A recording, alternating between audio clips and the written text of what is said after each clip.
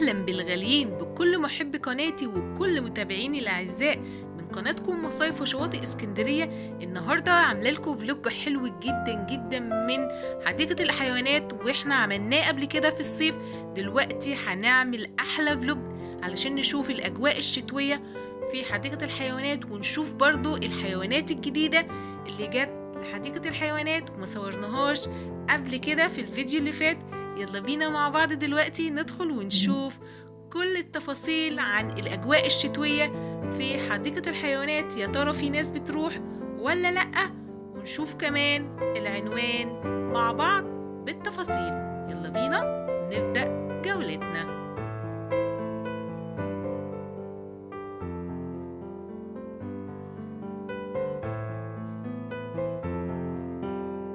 احنا موجودين دلوقتي في سموحة، تحديدا في عزبة سعد.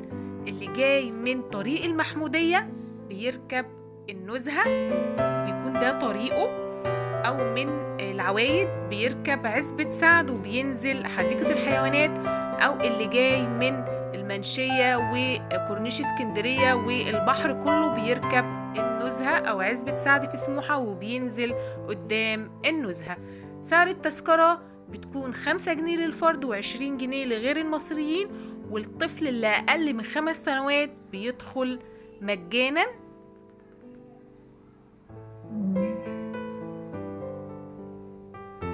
احنا هنبدأ جولتنا دلوقتي من بيت الأسد. كان ليهم مكان مخصص ليهم اللي هو بيت السباع. دلوقتي لما روحت لقيت حاطين برضو كتير جدا من الأسد، حيوان الأسد، وبره في الحديقة عامة ممكن تدخل وبتأكله وبتتصور معاه.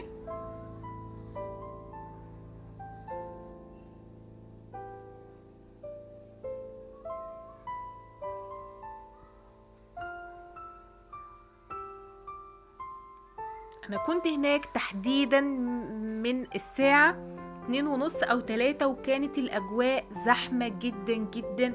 كان يوم الأربع، بس الأجواء بصراحة كانت زحمة، وكان في ناس كثيرة جدا بأطفالهم موجودين في حديقة الحيوانات. وده هيكون ظاهر معانا بإذن الله من خلال الفيديو كامل. طبعا بدأ يظهر الناس والزحمة اللي كانت موجودة في الشتاء، بالرغم ان كان الجو كان في نسبة غيوم وكان في مطر خفيف، بس برضو الأجواء كانت جميلة جدا في حديقة الحيوانات في الوقت ده. طبعا الناس كلها بتتصور عادي وبتأكل الأسد وبتأكل الحيوانات كلها. وعلى فكرة ممكن وانت جاي برضو تجيب حاجتك معاك، ممكن تجيب خيار وجزر للحيوانات وتأكلهم بنفسك. ده بيت السباع موجود من الساعة 10، بيكون مفتوح لكل الزوار، وبرضو بيكون فري مجانا، يعني بدون تذكرة، لأن في أماكن معينة في حديقة الحيوانات بتكون بتذكرة، لكن بيت السباع بيكون مجانا بدون أي مقابل. بتدخل تتفرج على الحيوانات اللي جوه وتتصور معاهم عادي بدون فلوس.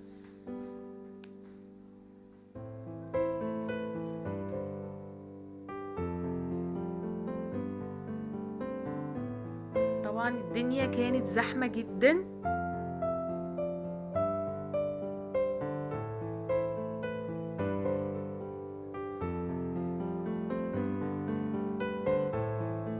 متنسوش تدعموني بلايك لو أول مرة تشوفنا على القناة، ما تنساش تشترك معنا.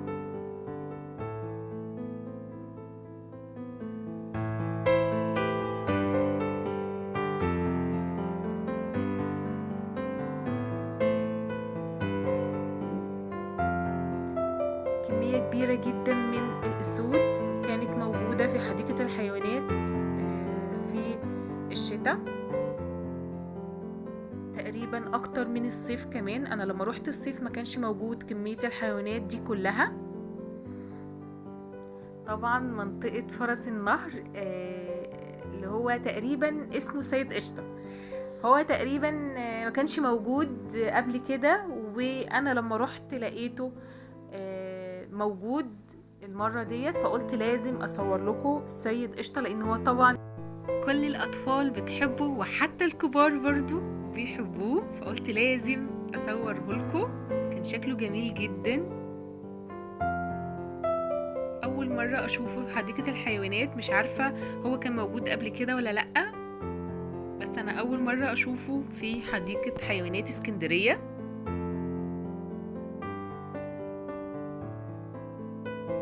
دي طبعا منطقة البجع، من اجمل الاماكن اللي موجود في حديقة الحيوان. مكان جميل جدا، اي حد انصحه ينزل حديقة الحيوانات ياخد اكتر عدد صور تذكارية في المكان ده، لان هو مكان جميل جدا من الطبيعة.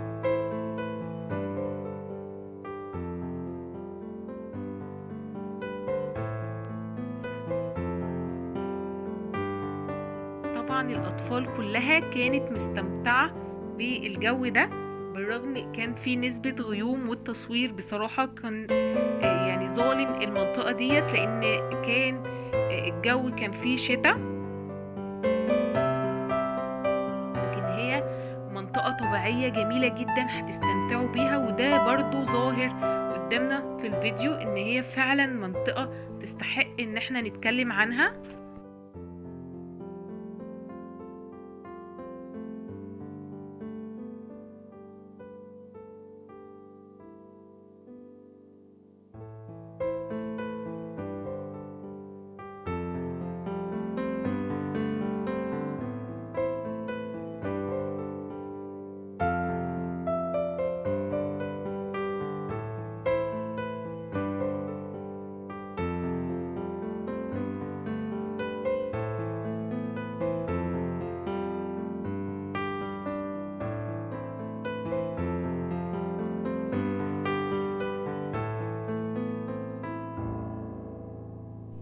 وده طبعا جمل مغربي كانت الأطفال بتأكله، كان شكله جميل جدا.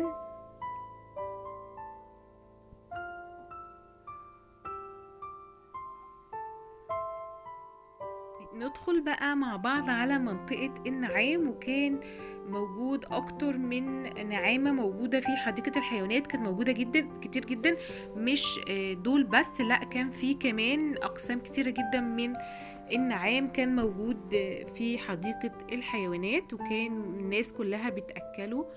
هو تقريبا بياكل جزر، بيحب الجزر جدا. اجواء ممتعة ويوم جميل بأقل التكاليف. طبعا ظاهر قدامنا في الفيديو ان الحديقة كانت نظيفة جدا، بالرغم ان احنا كنا اخر النهار، يعني تقريبا كانت الساعة 4 خلاص مواعيد غلق الحديقة في التوقيت ده. هو بيبدأ من الصبح لغاية الساعة 4 مساء. ده منطقة كلب البحر تقريبا، هو موجود تحت المية، كان بيطلع يعمل حركات بهلوانية وينزل تاني.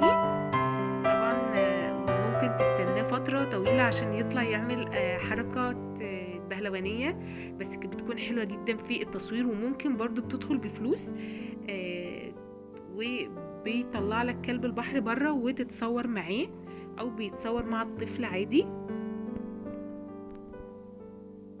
اهو بدأ يظهر معانا. هو بس انا بنصح اي حد رايح هو واسرته ياخد كيس معاه للزبالة، علشان خاطر ما يرميش اي حاجة على الارض، علشان تفضل جميلة وتفضل نظيفة وتفضل بالجمال اللي احنا شايفينه ده، وما نرميش اي حاجة على الارض. ده رجاء مني يعني للناس اللي بتروح باطفالها، ويعلموا الاطفال ان هم ازاي يحافظوا على مكان الاقامة اللي هم بيقعدوا فيها للاستمتاع. طبعا اجواء حلوة جدا ظاهرة معانا في الفيديو ده. بقى كان حكاية تانية خالص، كان روعة. كان بيعمل حركات كده زي حركات السيرك بصراحة مع نفسه كده بدون أي حد ما يكون موجود معاه. طبعا هما في مية بتنزل كده من السقف، هو كان بيلعب معاها.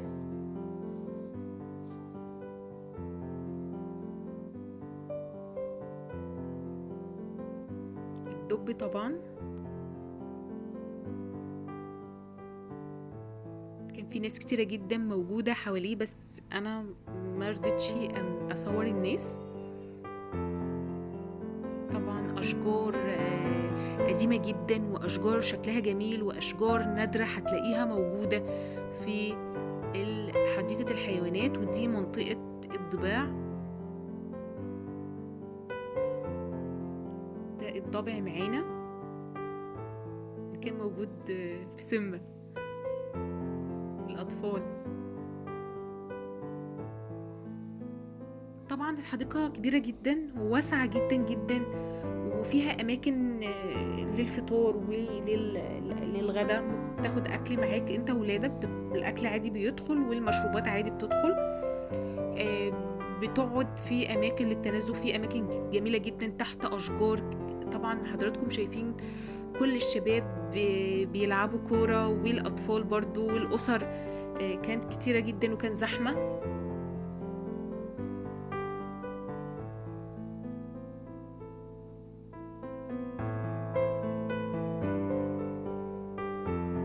دي منطقة تانية للبجع،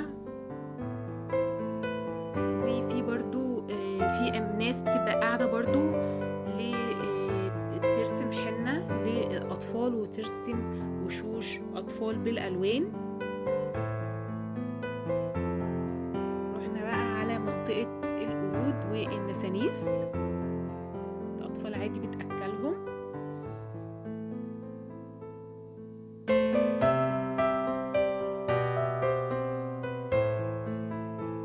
بص بقى اللقطة دي، يعني أنا ما رضيتش أفوتها، لأن بصراحة شفت أشكال غريبة من الديوك، أول مرة أشوفها. رجليهم كده غريبة، فصائل معينة كده، مش عارفة هي نوعها ايه، بس شكلهم ملفت وشكلهم جميل جدا. ده النعام برضو، ناس على فكرة جايبة أكل معاهم، مش شرط ان انت تاخد من حارس النعام بفلوس وتأكله، لا، الست دي كانت جايبة أكل معاها في الشنطة وبتأكل النعام عادي.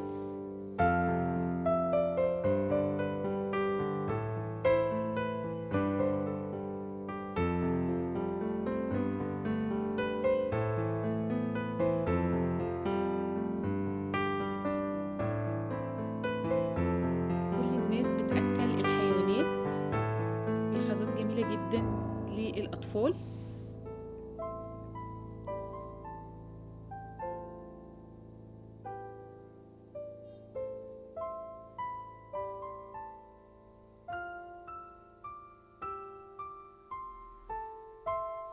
بتستمتع بأقل التكاليف، وب5 جنيه فقط انت وأسرتك بتقضي يوم جميل جدا وظريف في حديقة الحيوانات. ده النسناس كان خلاص هو عايز ينزلهم، بس مش عايزين ينزلوا من فوق، لان خلاص كان ميعاد المغادرة، المفروض ان هم يدخلوا البيت بتاعهم. طبعا حديقة الحيوانات فيها منطقة ملاهي كبيرة جدا جدا، من اكبر الملاهي اللي موجودة في اسكندرية. طبعا الدخول فيها ببلاش، بس كل لعبة فيها بسعر. كان في اجواء حلوة قوي موجودة هناك، تنوع كتير جدا من الألعاب كان موجود في المنطقة دي. دي تقريبا الطاووس، منطقة الطاووس.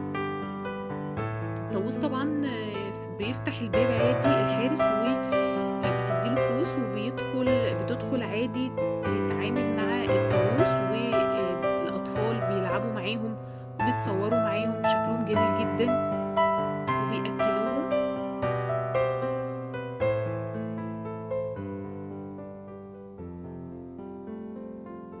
بصراحة جميلة جدا.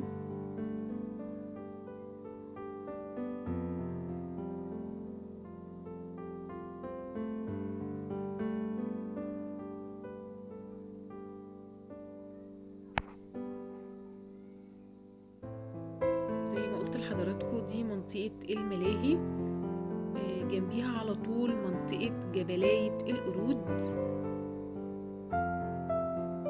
طبعا الزحمة واضحة جدا في الحديقة دي. جبلاية القرود فيها كمية قرود كتيرة جدا، عادي بتحدف لهم الأكل من فوق كده وهم بيجروا يلعبوا حواليك وياكلوا.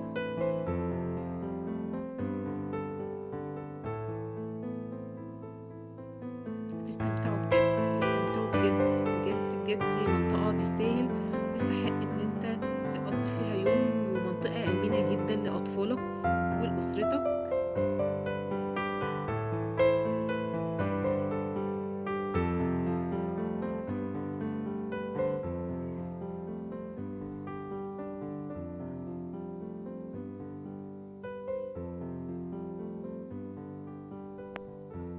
طبعا حضراتكم شايفين كمية الزحام اللي موجودة في اليوم ده.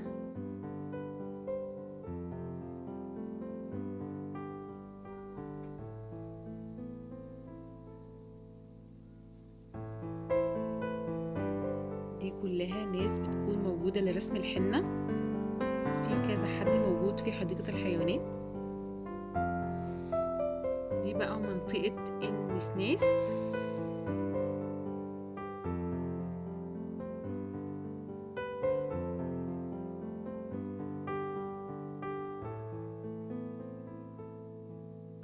الأطفال طبعا بتأكلهم وبتلعب معاهم.